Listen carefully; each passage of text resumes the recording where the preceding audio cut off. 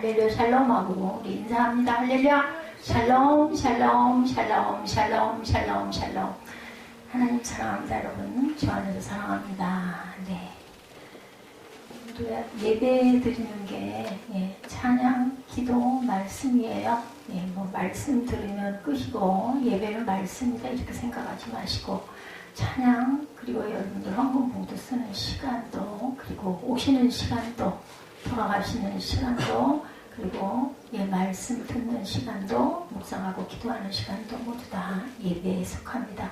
오늘 시편 91편이죠. 14절에서 16절. 그가 나를 사랑한즉, 어떻게 뭐라고 보셔요? 그가 나를 사랑한즉 내가 그를 건지리라. 뭐 무조건 사랑해야 되지 않겠어요?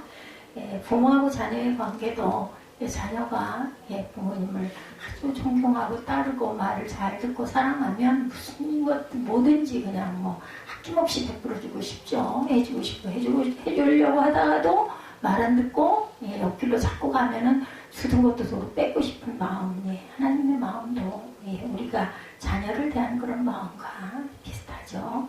하나님 이르시되 그가 나를 사랑한즉 내가 그를 건지리라. 그가 내 이름을 안즉 내가 그를 높이리라. 하나님 이름을 알고 자꾸 부르면 여러분들을 높여주신다라고 말씀합니다. 그가 내게 간구하리니 내가 그에게 또한 뭐라고 그러세요? 응답하겠다고 말씀하세요. 어떨 때? 간구할 때 주시라고 기도할 때, 그들이 환난당할 때 내가 그와 함께하여 그를 건지고 영화롭게 하리라. 내가 그를 장수하게 함으로 그를 만족하게 하며 나의 구원을 그에게 보이리라 하시도다. 장수하게 한다고 말씀하시네요. 내가 그를 장수하게 함으로 만족하게, 오래 살고 오래 사는 게 이 장수하다는 건요, 아파가지고 할 수 없이 목숨만 붙어있는 그런 상태가 아니라 장수하게 한다라는 건 아주 오래오래 잘 사는 거, 복을 받고 잘 사는 거. 그럴 때 만족하죠. 오래 가면. 그래서 뭐라 그래요? 95세 이상 되신 분들 돌아가시면 호상이다 이렇게 이야기합니다. 나의 구원을 그에게 보이리라. 영혼의 생명의 길을 열어주시죠. 뭐 이러면 뭐 더 이상 바랄 나이가 없죠. 그들이 환난 당할 때 내가 그와 함께하고 그를 건지고 영화롭게 하겠다. 대단한 축복이에요. 14절에서 16절은요. 축복의 말씀으로 가득합니다. 세상은 변하죠. 근데 여러분들 잘 안 변하는 게 뭔지 아세요? 아주 안 변하지는 않아요. 은혜를 받으면 하나님이 뒤집어 놓으시면 변하기는 합니다. 근데 자꾸 어디로 돌아가요? 제자리로 돌아가려고 하는 그러한 본성들을 갖고 있는 것, 사람의 마음입니다. 사람의 마음이, 사람이 정말 안 변하죠. 사람의 성격과 습관, 80세가 되면 80년 동안 물들어 있어요. 60세면 60년 동안. 그래서 나이가 든 사람들은 아예 바꾸기를 포기하자, 이런 이야기를 많이 합니다. 적당히 맞춰드리자. 우리가 젊은이들이 맞춰드리고 우리가 조금 봐드리자, 이런 이야기들을 많이 합니다. 왜? 그 많은 긴 세월 동안 습관됐기 때문에 이제 고쳐주기 어려워, 이런 이야기죠. 3살 버릇 언제 여든까지 간다라는 건 한국 속담. 오죽이나 하면 이런 속담이 있겠습니까? 이 변화시키기 힘든 사람을 변화시키는 능력이 있어요. 전혀 없지는 않습니다. 정말 힘들지만 드물지만 그것이 뭘까요, 여러분들? 사랑이에요, 사랑. 그죠? 막 우리는 야단치고 쥐어받고 윽박지르고 때려주고 하면 물론 체벌도 필요하다고 그러죠? 참아들에게 체벌하지 않는 건 참아들이 아니다라고 성경의 말씀이 나와 있어요. 체벌을 적당하게 해야 된다 하고 있습니다. 그런데 그 체벌도 어떤 매? 사랑의 매를 때려야 한다. 우리는 막 화나서 아이들 야단치다 보면은 말을 안 듣고 자꾸 말 듣고 하고 토를 달고 하면 화가 나잖아요. 그러다 보면 막 쥐어박죠. 어떻게 하고 쥐어박아? 이거 하고 쥐어박아요.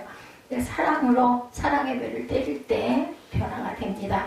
부모님의 사랑이 자녀의 삶을 바꿔놓는다라는 거죠. 아내의 사랑이 남편을 바꿉니다. 사랑은 이렇게 위대한 힘을 갖고 있습니다. 변하지 않는 것을 변하게 하는. 근데 그만큼 뭐 한 번에 단번에 변하면 얼마나 좋겠어요. 오래오래 사랑으로 참고 인내하면서 자꾸 베풀 때 변화가 된다라는 거죠. 근데 이 사랑의 근원이 바로 우리 하나님이시라는 것, 하나님의 사랑으로 우리가 자꾸 자꾸 권면하고 다독이고 그리고 변화시켜 가야 된다. 여러분 잘 아시는 말씀 요한일서 여러분 주고 참조하시면 도움이 되실 겁니다.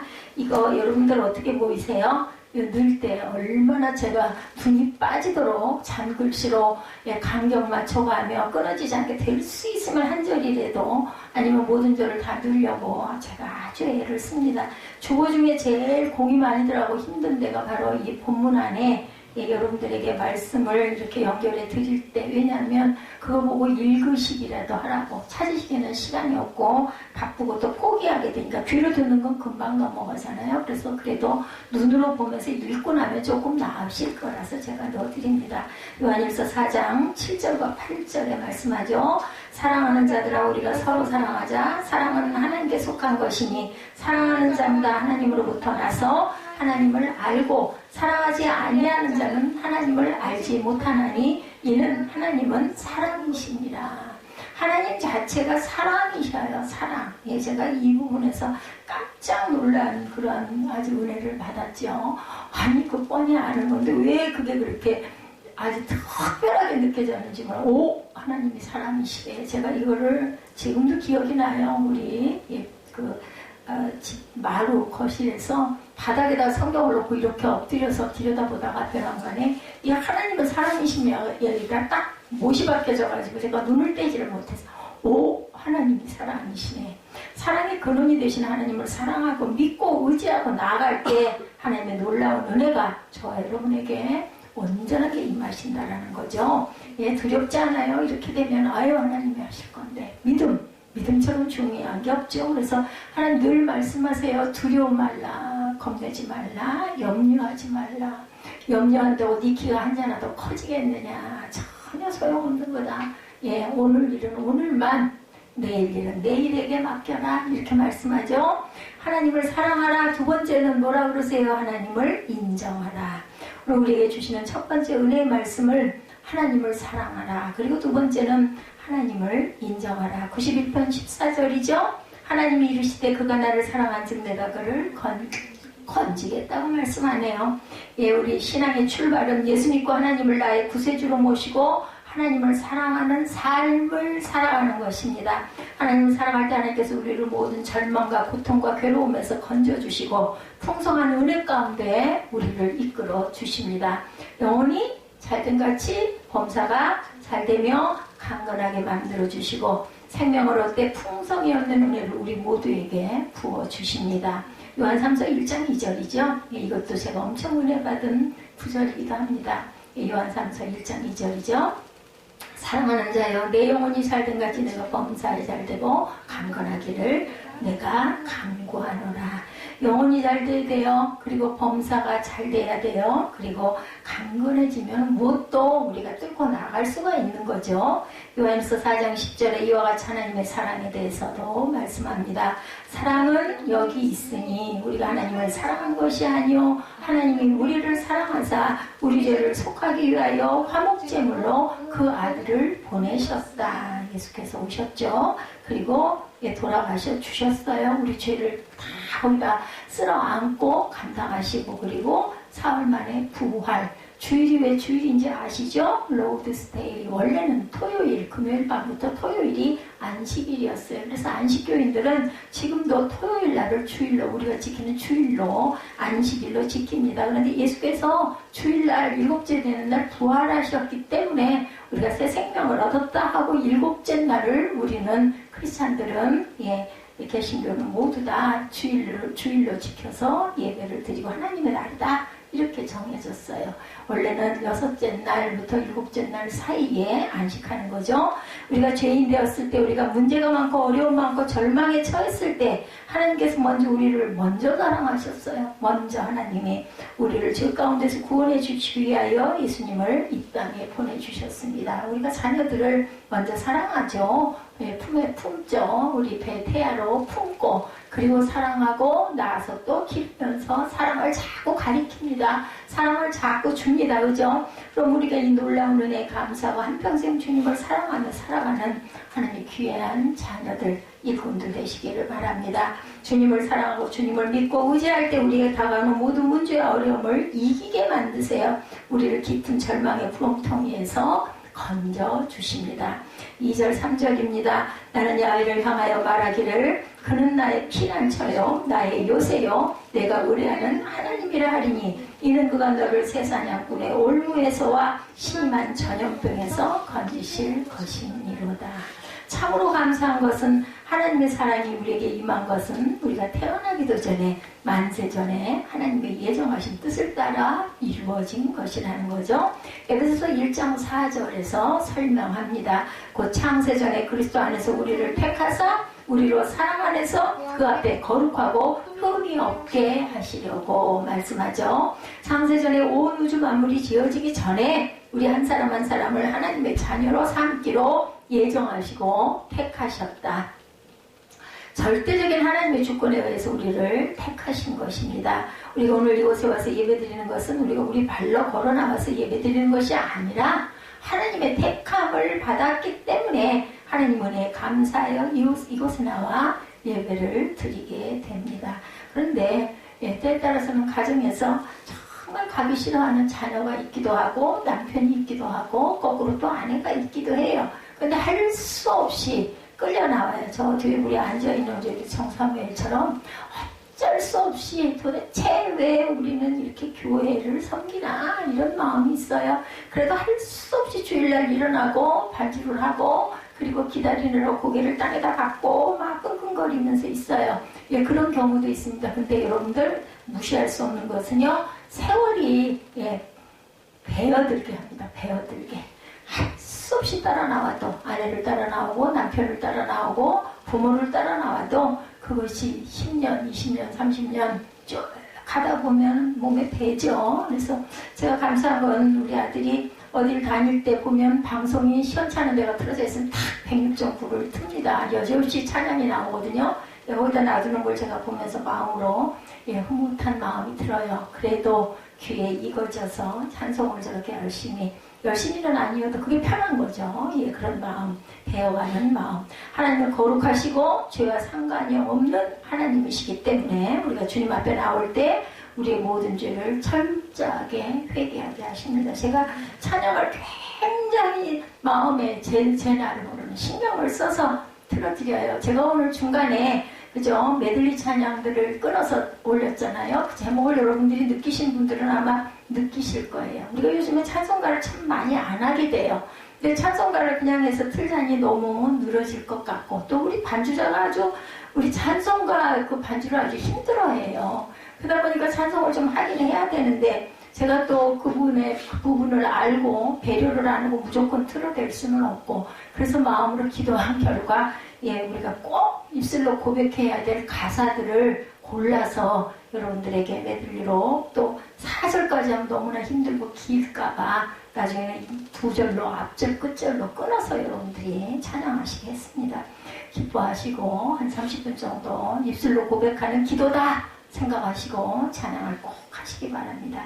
그리고 아침에 세수하고 나와서도 저녁에 들어갈 때 어떻게 해요? 잠자리에서 또 세수하죠. 알게 모르게 세상에 나가서 내 얼굴에 먼지가 묻듯이 죄의 때가 묻습니다. 그래서 주님 앞에 나올 때 우리가 주님의 보혈로 우리 입술로 입술의 고백으로 또한 기도로 찬양으로 씻고 그리고 돌아가서 또 일주일을 살면서 또 때가 묻으면 또 와서 기도하고 찬양하고 말씀 들으면서 우리의 마음밭을 정돈하는 거죠. 요한일서 1장 9절입니다. 만일 우리가 우리 죄를 자백하면 그는 미쁘시고 의로우사 우리 죄를 사하시며 우리를 모든 불의에서 어떻게 깨끗하게 하실 것이요. 우리들 씻는 거 좋지 않아요? 여러분들? 피곤해도 씻고 나면 개운하죠. 저는 씻고 나서 후회한 적은 한 번도 없는 것 같아요. 귀찮으면 일어나기 싫어. 그래도 씻고 나면 개운합니다.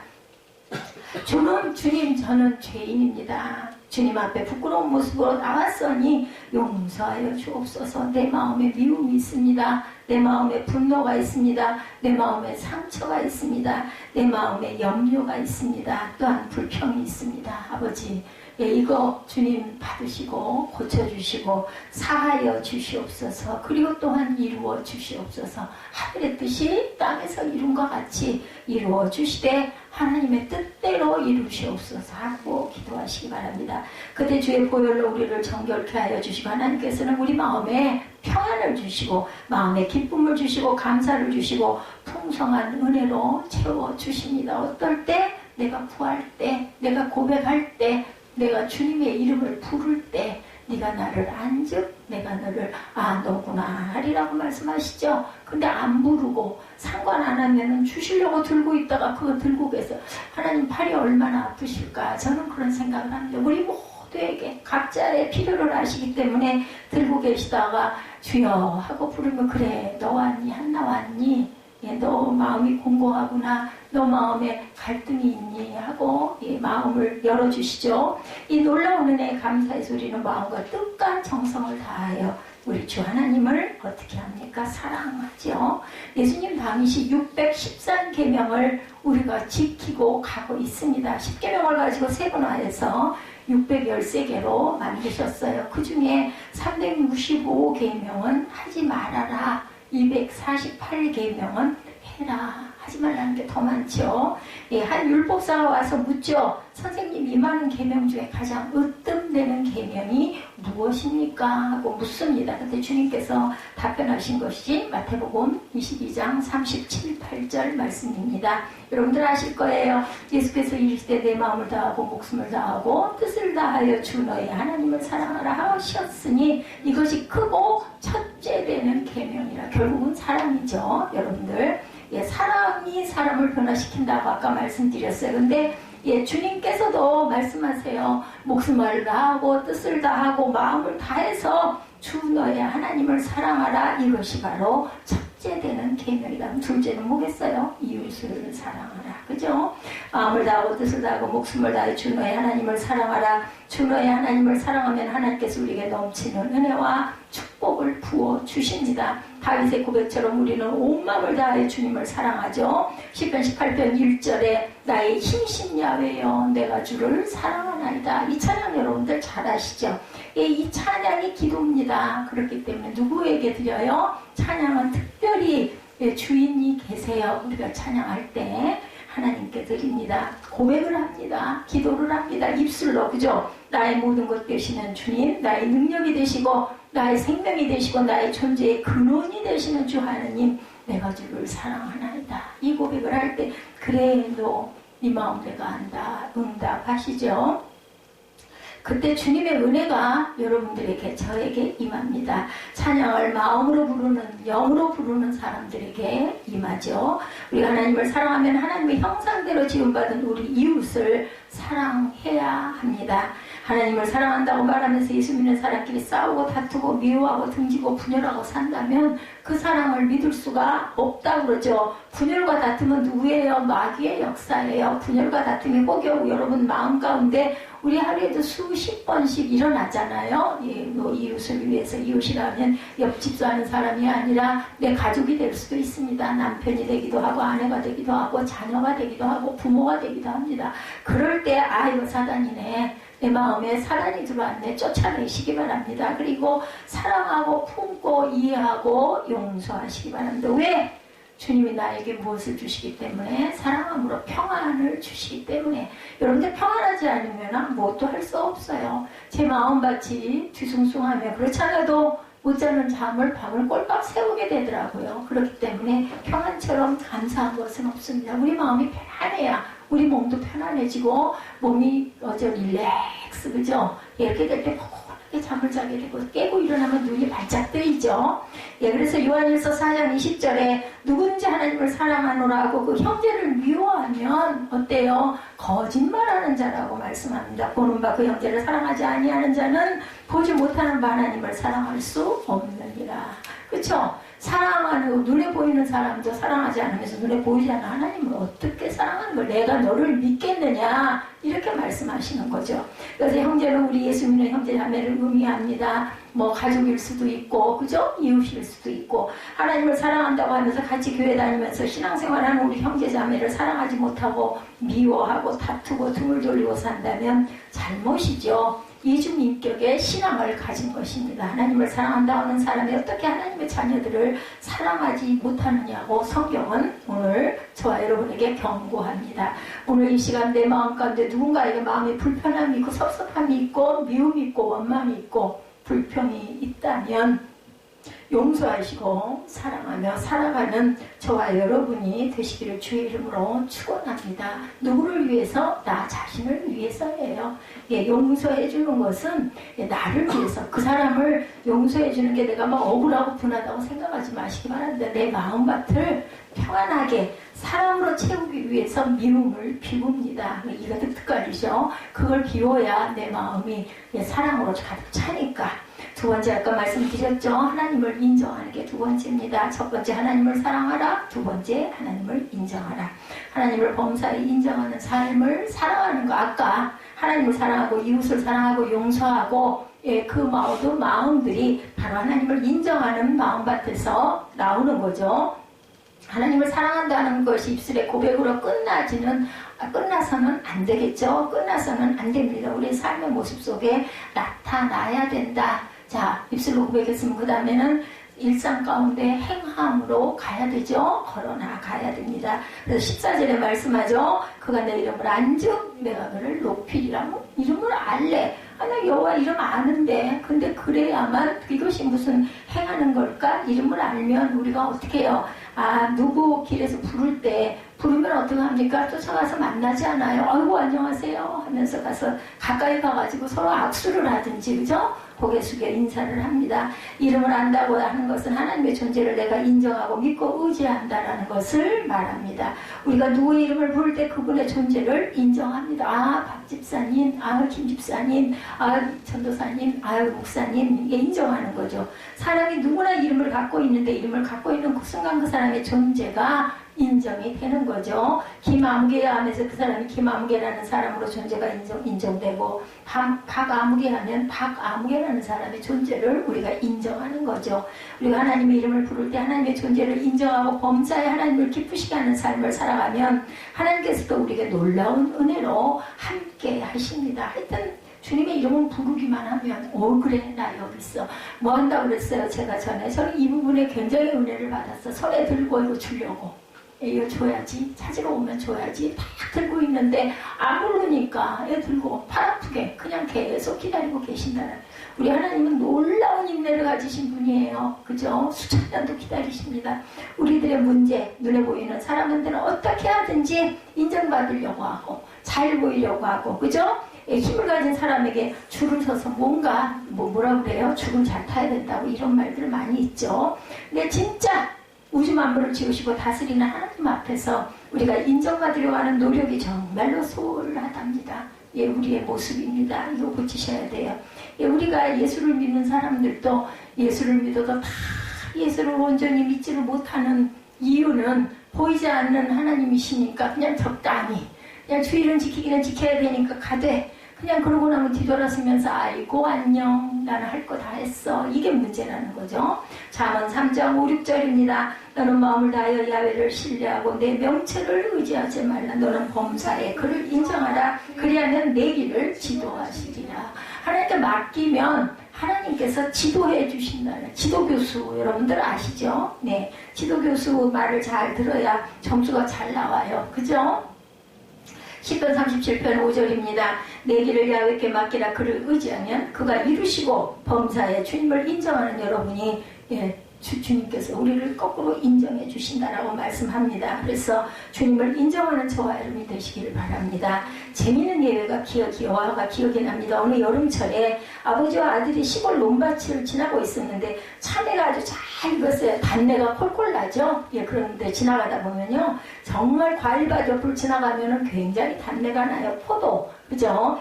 예, 그래서 아버지가 아들한테 잠깐 여기서 망보고 있으라고 참외를 따서 들어갔는데 따려가는 직전 아들이 소리를 칩니다. 아버지! 그래서 급히 뛰어와 보니까 아무도 없어요. 야, 왜 불렀어? 예, 누가 왔냐? 가만히 있어. 조용히 해. 다시 또 떠들면 안 돼. 근데 또 따려고 하는데 아버지 또 불러요, 아들이. 그래서 달려나와서 도대체 왜 그래? 교회 학교 선생님이 그러시는데요. 위에서 하나님이 보고 계신데요. 아들이 이렇게 대답을 합니다. 혹시 옛날에 시골밭에 참외, 수박, 서리하는 뭐 요즘에는 없는 것 같고 요새는 또 그것도 아주 심하게 야단을 맞아요. 근데 그전에는 그거 그냥 좀 눈 감으셨다 그러더라고요. 하나님이 보고 계셨을 때니까 우리가 나중에 예수 믿고 은혜를 받고 났는데 그런 것들이 다 기억이 나가지고 찾아가서 예, 이거 제가 어린 날 이렇게 했습니다. 이거 제가 이거 드려야 제가 마음이 편할 것 같습니다 하고 돌려드리는 그러한 분들도 계시다고 합니다. 하나님을 사랑하는 사람은 어디에서 무엇을 보든지 하나님 앞에서의 의식을 가지고 살아야 되겠죠. 하나님이 지금 나를 보고 계신다. 예, 우리 이 뒤에 그죠? 십자가단 위에 영어로 써져 있죠. 코란데오. 하나님이 나를 보고 계십니다.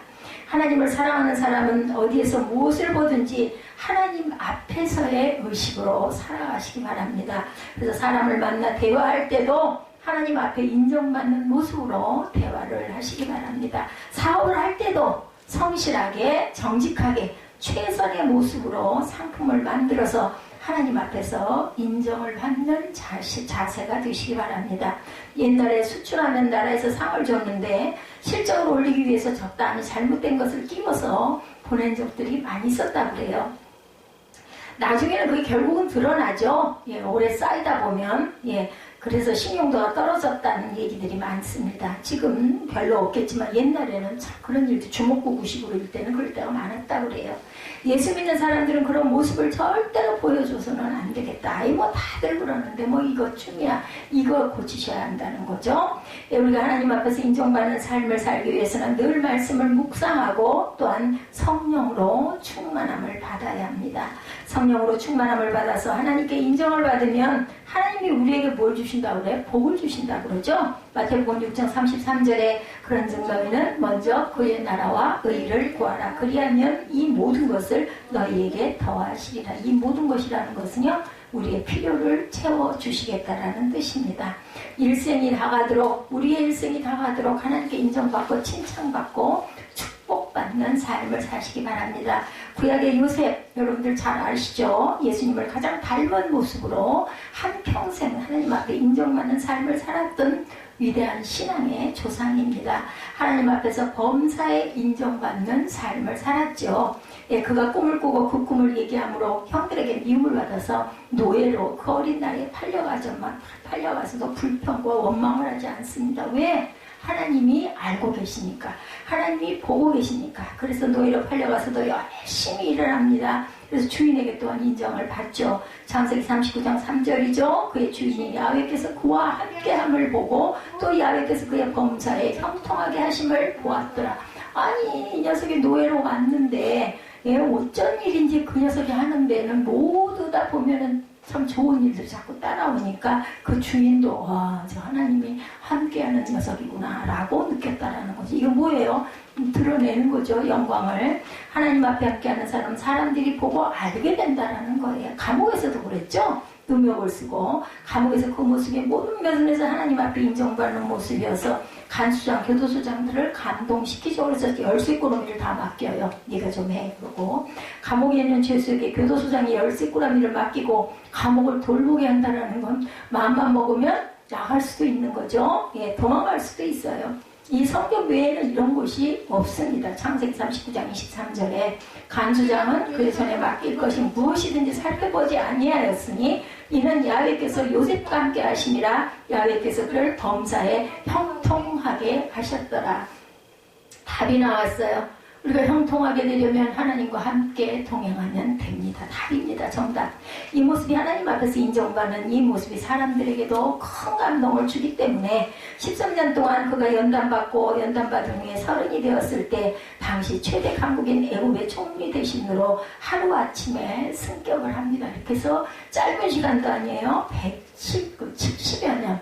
예, 그렇게 70여 년을 총리로 왕이 바뀌어도 그 자리를 지킬 수 있었던 요셉. 찰스 스웬델 목사님이 말씀합니다. 요셉은 하나님께서 기회의 문을 여셨을 때 이미 준비가 되어 있었다. 그래서 그릇은 준비되기 위해서 닦여 있어야 됩니다. 그리고 그저 용광로에도 들어가고 몇 번을 굽고 칠을 하고 그렇게 해서 아름답고 깨끗한 그릇으로 준비되어 있을 때 하나님께서 그 안에 그저 담아주시죠. 넌 이것을 해 하고 사명을 주시죠. 그랬을 때 그 사명도 정확하게 완수를 할 수가 있죠. 그는 교만의 유혹에 넘어가지 않았고 명성과 권력을 잘 감당했고 어렵고 압박받는 상황에서 인내로 견뎠고 자신이 해야 할 일을 성실하게 그리고 성공적으로 수행합니다. 요셉은 전능하신 하나님에 의해 지목되었고 선택받았고 준비되었고 정금같이 정년이 됩니다. 바로 이것이 요셉이 어떻게 왕의 인정반지를 끼고 왕궁의 의복을 그것도 자기 나라도 아닌 애국에서 그 옷을 입고 금목걸이를 걸고 왕궁의 수레를 탈 수 있게 되었는지 왕의 인정반지까지 끼죠. 이유가 바로 여기에 있습니다. 원인이 없는 결과는 없어요. 그죠? 내가 어떻게 하느냐에 따라서 하나님께 복을 받기도 하고 저주를 받기도 한다. 아까 말씀드렸죠? 예, 그 율법 630 몇 개의 조항 중에 하지 말아라가 더 많다고, 예, 복을 주겠다 해라 하는 게 더 230 몇 개였죠. 그죠? 하나님 앞에 인정받으면 이렇게 하나님의 때에 높여주시고 하나님이 높이시면 낮출 자가 없고 하나님이 낮추시면 높일 수가 없습니다. 높아질 수가 없어요. 한평생 하나님 사랑하는 마음으로 예, 교회 세계를 봉헌한 유경화 장로님의 예화입니다. 평안북도 철산군에서 사시다가 6.25 때 혈혈단신으로 월남을 하셨어요. 이분은 연세가 많으시겠죠? 그가 신앙 하나 가지고 월남했대요. 아무것도 들고 오질 못했어요. 젊었을 때 이렇게 서원했다고 합니다. 하나님께서 저를 축복하여 주시면 제 집보다 먼저 하나님의 집부터 장만하여 드리겠습니다. 이렇게 고백을 했다고 합니다. 서울에 와서 연탄 장사를 하는데 너무나 사업이 잘 되더래요. 그래서 자기 집을 마련했는데 문득 주님께 내가 서원한 말씀이 떠오르는 거죠. 이 성전이 황폐하였거든 너희가 이때 편벽한 집에 거주하는 것이 옳으냐. 이 말씀이 딱 학교에서 1장 4절을 읽는데 그러면서 뭐가 생각났겠어요? 내가 하나님의 성전 먼저 봉헌하리라 했던 거 마음의 양심의 찔림으로 왔겠죠. 잊고 있었던 것을 회개하고 바로 대지 102평을 헌납하여서 교회당을 짓고 1964년에 첫 번째 교회를 헌당하여 하나님께 드렸다고 합니다. 1960년대네요. 근데 본인이 자기 전 재산을 바쳐서 교회를 지었기 때문에 그 건축의 가장 큰 공로자가 됐고 또 그 교회의 일대 장로가 되었어요. 예, 신학을 안 했으니까 장로님이 되셨겠죠. 대개 장로님들은 예, 그 교회 살림을 감당하시는 예, 분들이에요. 내가 이곳에 있으면 내가 교회를 지었다고 해서 하나님이 받을 영광을 내가 대신 받게 되니 난 이곳에 있을 수 없다. 그래서 교회를 떠납니다. 이분이. 교회의 주인은 하나님이신데 주인이신 하나님께 맡길 일이지 건축주가 자꾸 사람들에게 칭송을 받으면 하나님 나라에 내 공덕이 쌓이지가 않고 내가 교만해지니까 이거는 아니야 라고 떠났다는 거죠. 그래서 예, 건축한 주역이 거기 남아있으면 텃세하기 쉽고 목회자나 교우들에게 부호담을 주게 되므로 깨끗이 떠났다 그러죠. 동순교회로 옮기면서 장로로 심호하면서 공릉동에 130평 땅을 사서 개척교회를 또 건축합니다. 1997년 로곤교회를 완성했어요. 64년대에 교회를 세웠고 떠나고 그 다음에 1990년, 그런 게 한 30년 됐죠. 97년이니까 헌당예배를 드리고 목사님께 이 교회를 드리고 그 다음 그 교회에도 발을 탁 떼버립니다. 안 갑니다. 로곤교회 이대 목사님인 그 장창만 목사님이 말씀하셨다고 그래요. 장로님은 그렇게 시작한 교회의 그림자도 나타내지 않으셨습니다. 그 까닭은 교회에 오시면 하나님의 영광을 대신 받게 될까봐 절대로 오시질 않았다고, 오시라고 그렇게 부탁을 드려도 나오시질 않았다고 합니다. 정말 아름다운 신앙 이루기 정말 어렵죠. 요새의 교회들이 분쟁을 보며 안타까움을 느낄 때 이런 분들 참 귀한 분들이죠. 유장모님 같은 분이 정말 아쉬운 세상이 되었다라고들 말을 한다 합니다. 누구나 뭔가 공을 세우고 나면 좀 알아주기를 바라게 들이대죠. 물질을 드리고 어떤 일을 주역으로 헌신한 후에는 알아주기를 원합니다. 내가 이만큼 했는데 이런 마음이 누구 마음에나 있어요. 내가 이렇게 오늘까지 많은 수고를 했는데 내가 이렇게 많은 물질을 드렸는데 하고 자꾸 자신을 드러내고 누군가가 좀 봐주기를 바라는 게 인간의 마음인데, 이 장로님은 하나님께 영광을 가리는 것이 될까봐 첫 번째 교회도 두 번째 교회도 본인이 하나님께 지어드리고 목사님께 맡겨드리고 목사님이 지어드리고 그런 분들이 계셔요. 교회 목사님 이렇게 살펴보고 정말 어렵고 힘들고 세내는데 어려움 겪으면 다 교회 만들어드리고 여기서 예배하세요. 저도 주변에서 이런 얘기 들었습니다. 그리고 본인은 그 교회에 묵묵히 헌신하는 분도 계시고 이 장로님처럼 아주 떠나는 분들도 계십니다. 1987년 동순교회 장로님으로 은퇴하신 후에 그 이후에 한 20년 후에 은퇴를 하셨네요. 동화학원 이사장으로 계시면서 학교 입구의 길가에 교회를 건축해서 2005년에 세 번째 교회를 봉헌하십니다. 교회 봉헌 후에 하나님께 받은 비전이 교육사업이었대요. 기도할 때 이 부분을 주셨다고 합니다.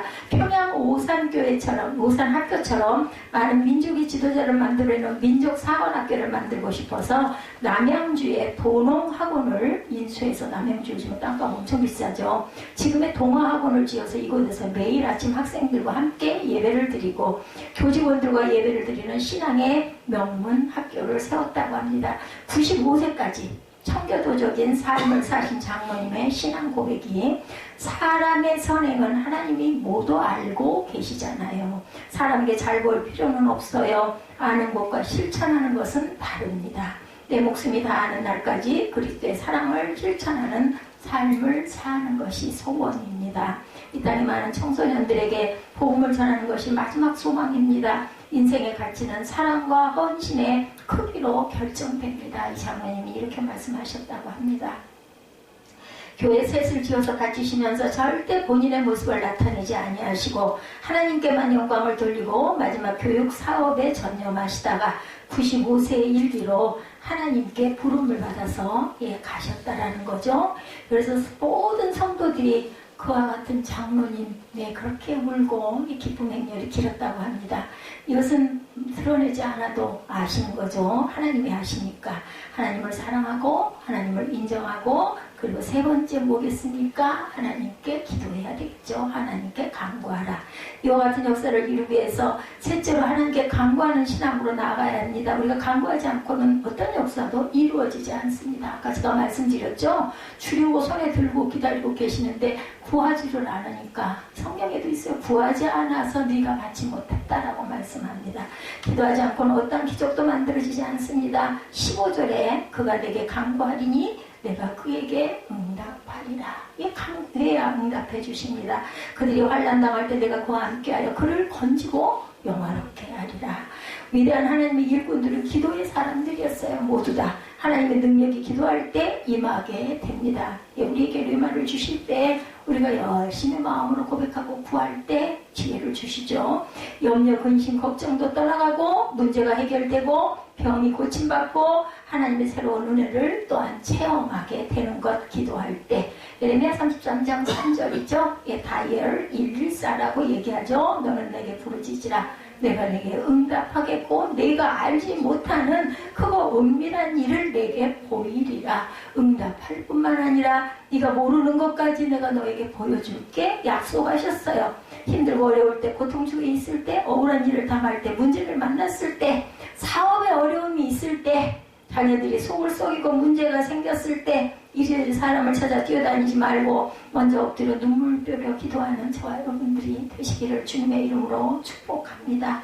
하나님의 사람 다윗도 많은 고난의 시간을 지나죠. 그때마다 주님 앞에 부르짖어 기도합니다. 시편의 반 이상이 다윗의 시예요. 그죠? 이 모든 게 다 기도였던 거죠. 시편 1절입니다. 야외 어찌하여 멀리 서시며 어찌하여 환난 때 숨으시나이까? 왜 대답이 없으시나이까? 시편 22편 1, 2절에 내 하나님이여 내 하나님이여 어찌 나를 버리셨나이까? 어찌 나를 멀리하여 돕지 아니하시며 내 신음소리를 듣지 아니하시나이까? 내 하나님이여 내가 낮에도 부르짖고 밤에도 잠잠하지 아니하오나 응답하지 아니하시나이다. 이렇게 기록되어 있어요. 부르짖고 또 부르짖습니다. 부르실 때 주님께서 들으시고 응답하십니다. 하나님은 지금도 기도의 사람을 찾고 겸손의 사람을 찾고 사랑하고 의지하는 저와 여러분을 기다리시고 찾고 계십니다. 믿음의 사람을 찾고 계시죠. 우리가 기도하지 아니하고 주님 앞에 어떤 기적을 기대한다는 것은 잘못이라는 것. 모든 일을 기도로 시작하시고 기도로 하나님께 감사하시고 영광 돌리시기 바랍니다. 매일 아침 일어나 먼저 기도로 하루를 시작하시기 바랍니다. 잠자리에 누워서도 괜찮습니다. 하나님, 저 오늘 열렸습니다. 오늘 일이 이러이러한 일이 있는데 하나님 저와 함께하여 주옵소서. 이렇게 기도하셔도 됩니다. 주님 말씀을 읽고 묵상하고 기도할 수까지 없을 때는 마음으로라도 기도하십시오. 하나님께서 마음의 기쁨과 평안함을 넘치게 주신다는데 왜 못하세요? 그죠? 우리가 기도하면 하나님이 일하시고 우리가 우리 힘으로 뛰어다니면 하나님은 이렇게 구경하시는 것. 선택은 저와 여러분의 몫입니다. 그냥 구경하시는 하나님을 원하시면 기도하지 않으시고 여러분 힘으로 뛰어다니시고 또한 하나님께서 일하시게 만드시려면 그분에게 기도하시기 바랍니다. 기도하면 기적은 일어납니다. 다윗 같은 사람도, 기도의 사람 다윗도 아까 말씀드린 본문에서 어찌 잠잠하십니까? 왜 응답하지 아니하십니까? 이럴 때도 있어요. 그래도 낙심하지 말고 끝까지 매일매일 기도하시기 바랍니다. 한평생 하나님을 사랑하고 의지하고 인정받고 기도의 일꾼으로 위대한 축복과 승리를 체험하는 저와 여러분이 되시기를 주님의 이름으로 축원합니다.